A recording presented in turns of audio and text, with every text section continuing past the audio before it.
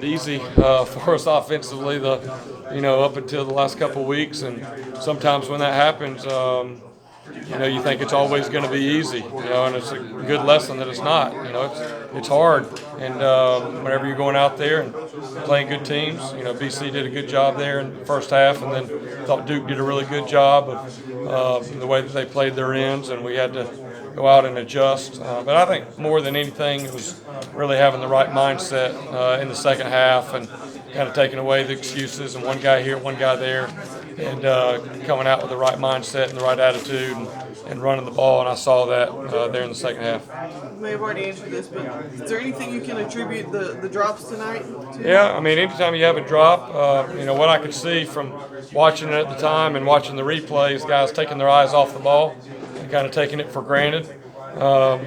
It's disappointing because we've thrown and caught the ball very well in practice and really have not had many drops, but it doesn't always carry over to the game field. You got to really can't take things for granted. And I think that was the biggest thing for some of those drops is guys were taking their eyes off trying to make a play and didn't finish.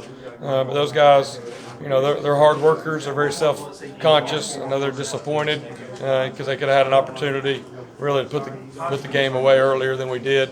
But we'll own it and we'll learn from it. And I know they'll come back to work on Monday and get better from it.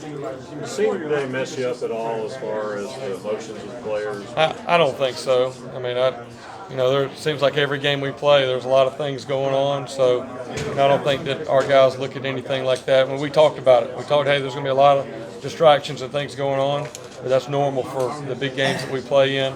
And I think it's just guys fundamentally finishing catches. And, I didn't feel like we lost their attention on the sideline or anything like that. I thought they were in position, but just didn't finish the play. And then all of a sudden you start getting a couple drops and it gets contagious and guys start thinking about it. And that's kind of where we are. But, it's good to see a guy like Darian Kendrick come back and make a nice play.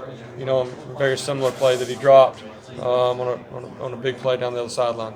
On the 41-yarder that Justin caught, his release at the line looked not like a freshman. Yeah, that was his first play of the game. So I think we wanted to go the first three series with T, and T had a couple catches in a row, kind of got banged up. So put Ross in the very first play.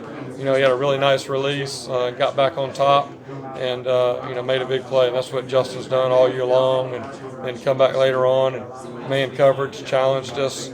And, they did a good job picking their spots when they're going to play man coverage. There's a lot less man than maybe what we'd seen on video in the previous 9 games, but it was good to see him go in and make those plays. Going back to DK, does it give him a little bit of confidence knowing that you guys weren't afraid to go back to him after he?